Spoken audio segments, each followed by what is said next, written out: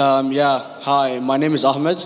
I come from the glorious country of Iraq, and I'm a born Muslim.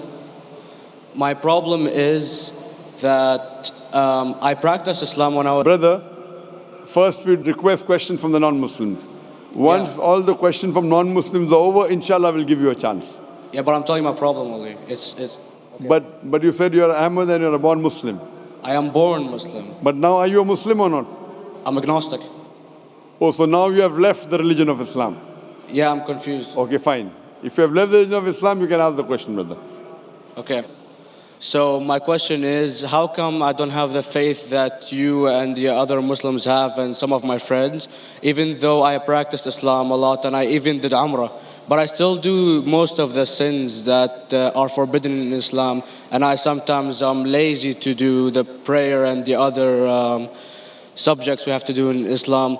I have read many books and about other religions and conspiracy theories and documentaries and such. I even have seen your own videos on YouTube, and there are many questions that go around my head about Allah and the Messenger and Muslims in general.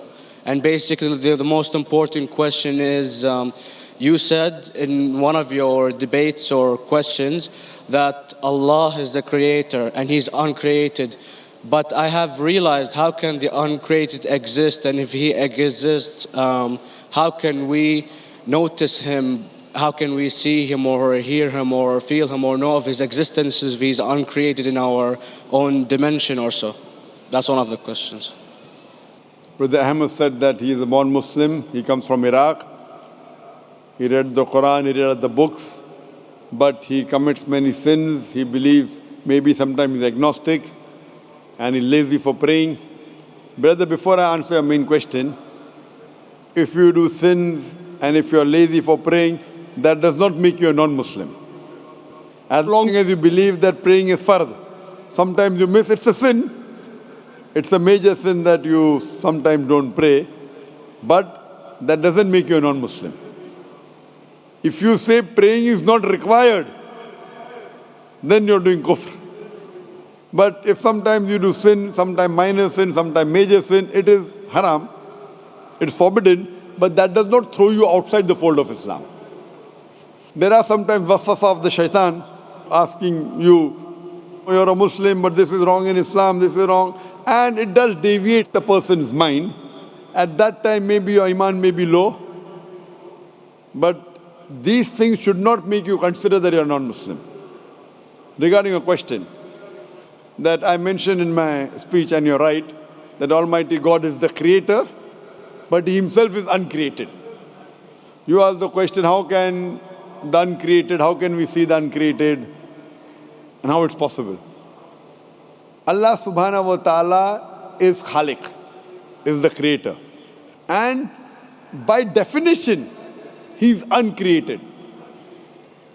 Because normally people say that when they try and prove in logic that everything has a creator, who created this table, the carpenter, from where he got, from the tree, who created the tree, so it goes back to Allah.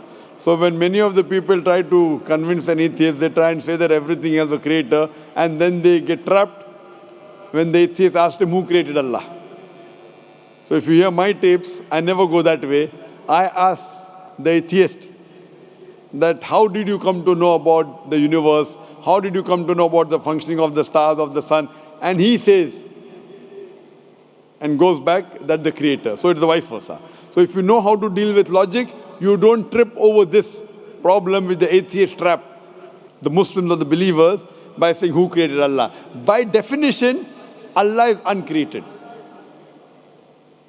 And if you ask the question, who created Allah? If you have heard my tapes, I give the reply. That suppose a person comes and says that my brother John. Yeah, I know, I saw that, I heard that's funny, but I mean, how does he exist if he's uncreated? Not that is Allah. Yeah. That's the difference between you and Allah. How does he exist means he was existing. He doesn't have a beginning. You and I have a beginning, that's human being. So that is the difference between us and Allah. You can't say that Allah has to be like us. If Allah is like you and me, why should we worship Him?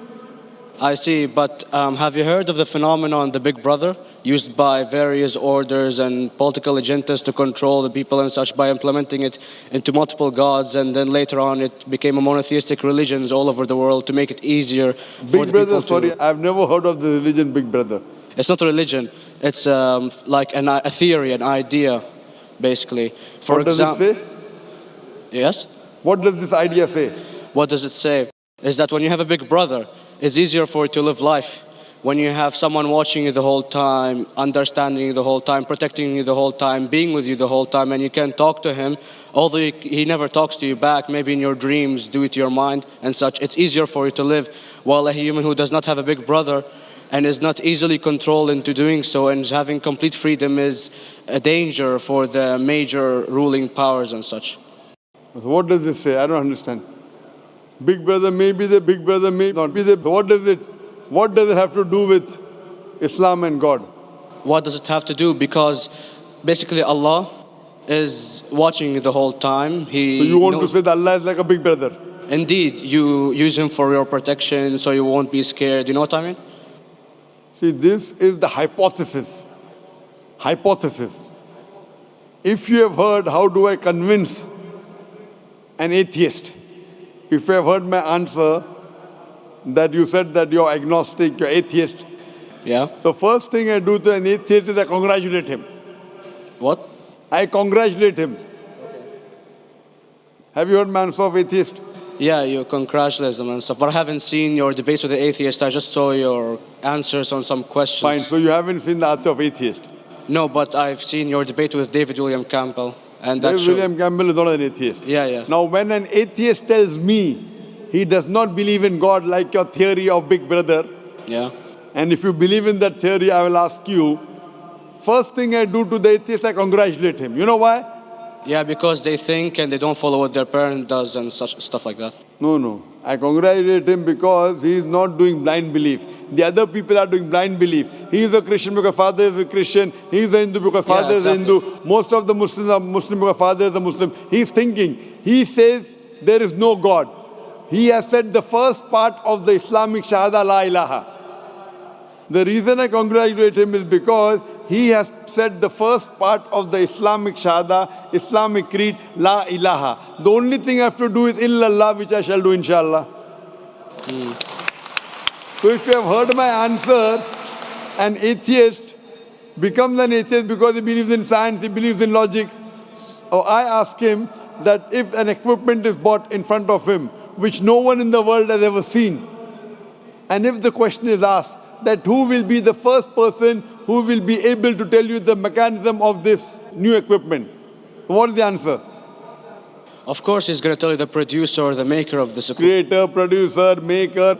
So when we ask him questions that how did this universe come into existence, he will talk about the Big Bang. This what we're going to talk is already mentioned in the Quran 1400 years ago in Surah Anbiya chapter number 21 verse number 30. Avalam yaral lazina kafaru anna samawati wal arda kanat ratkum fataknahuma. Do not the unbelievers see that the heavens and the earth were joined together and we clove them asunder. This what you came to know 50 years back is mentioned in the Quran 1400 years ago. Who could have mentioned that?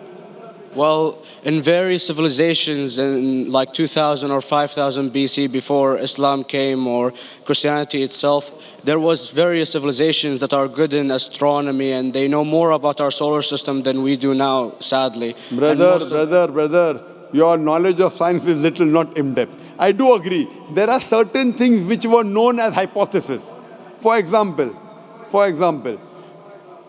we came to know, we were proved that the earth was spherical in 1577. I know that in 6th century BC, there were Pythagoreans who believed that the earth was spherical. But the same Pythagoreans who believed the earth was spherical also believed that the earth was the center of the universe, which is wrong. You show me one civilization which believes 100% what the Quran has mentioned. I challenge you. What you say, so do you mean to say there was a person who said, okay, this civilization, out of 100 things, these 2 things are right. Out of 100 things, these 5 things are right. Out of this 100, and picked and chose. Who can do that? No one besides the Creator. Even if you know that there were 10 different civilizations, hundreds of civilizations, there is not a single civilization that you know in the past which knew 100% of science what we know today. So where is your logic? Where is your theory? I do know that certain things were hypotheses, which were proved later on. But there is not a single civilization which knows everything what is mentioned in the Quran. So the answer goes back to the original question, who could have collected this in the Quran? Someone 1400 years back, could he do and say, okay, out of these 100 things, these 3 are right, out of these 100 things, these 2 are right, out of this, it's not possible. Mathematically, it's not possible. Well, you never gave the idea of extraterrestrials or so. I mean, knowledge is power. And Brother, I'm asking a simple question. We are not come here to have a debate. yeah. I'm asking you a question. Point out a single civilization. You're asking something else. Yeah, We all are right. not here to discuss. You can come in the room and discuss. You ask a question, I'm giving you the answer. You gave about old civilization. I told you you're right. But out of 100 things, 98 they were wrong. So I'm asking you, who could have mentioned this in the Quran? You're talking something else now. Yeah, well, I'm asking a simple question, 2 plus 2 equal how much? You are saying, I'm telling you 3 multiplied by 3 is how much? I'm asking a name, you're telling that where do you live? I'm asking a simple question, name me a single civilization which has everything what was mentioned in the Quran. Do you know of any or not? Yes or no? Well, not everything, of course. Even not 10%. Why? Babylon knows of most of the planets and such. Planet is not the only thing mentioned in the Quran. There are 1,000 things mentioned in the Quran. To say what 1,000 things are mentioned in the Quran, 10% would be equal to 100 things. Did Babylonian civilization knew about 100 things mentioned in the Quran? No, because they You don't cannot. have the They knew 5 or 6 things.